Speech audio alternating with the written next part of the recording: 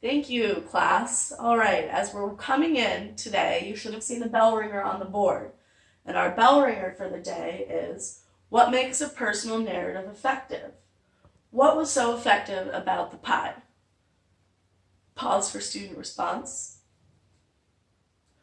All right, those are some great answers. A lot of those answers focused on the use of a lot of adjectives and a lot of descriptive details. What we're going to talk about today is sensory details. So if you look at the word sensory, what might come to mind? Pause for student response. Right, your senses. Now, who can tell me what our 5 senses are?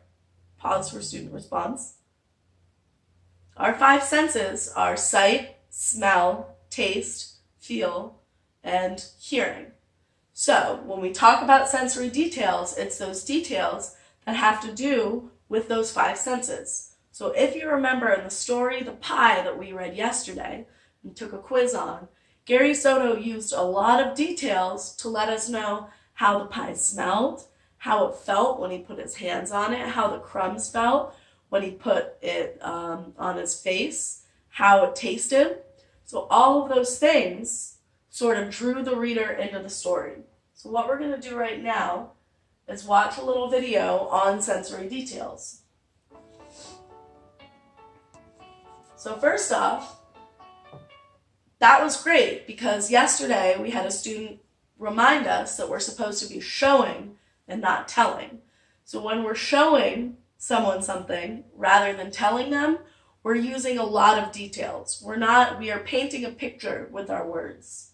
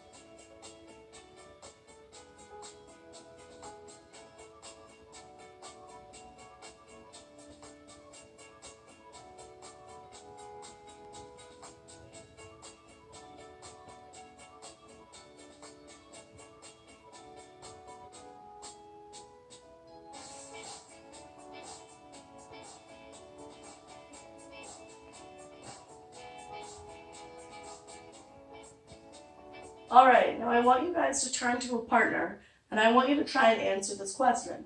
What does cheddar cheese taste like? Pause 1 minute. All right, now let's hear some of those answers. Pause for student response. All right, let's go back to the video and see what another writer was able to come up with.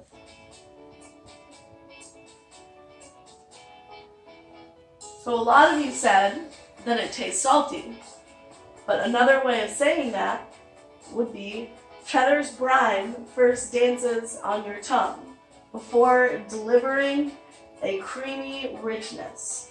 Okay, so that's sort of delving into those sensory details.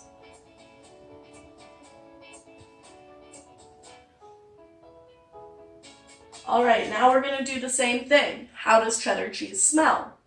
Turn to your partner and discuss. Pause 1 minute. All right, now what are some of the things that you came up with? All right, let's see what the video has to say.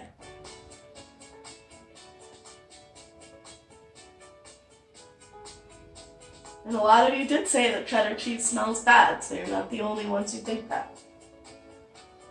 Cheddar's pungency walks a fine line between old gym sock and salty divinity. Okay, so that again is showing that richness in the writing.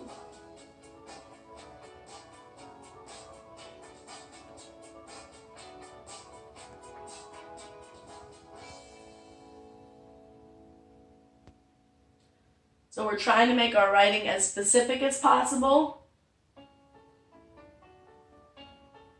And also adding action verbs can help your figurative language sort of jump off of the page.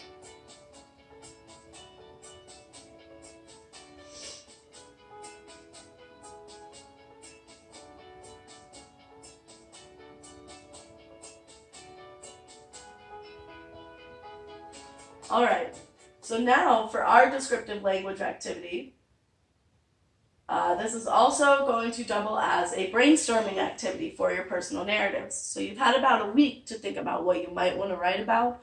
Some of you might be stuck. So what we're going to do today with those sensory details, you are going to see an emotion that comes on the screen. When that emotion comes on the screen, first I'm going to give you 2 minutes to write about a personal connection that you have with that emotion. So something that happened that may have made you feel that way. Then we're going to review some of our answers. You don't have to share, but if you want to, you can. We're going to review some of our answers, and then we're going to move on to the next word, and we're going to do 4 minutes. And we're going to go all the way up to 8 minutes. All right? So right here, it says for the next 2 minutes, write a real story from your life that comes to mind when you see the following word, fear. Pause 2 minutes. All right, now who wants to share your answers?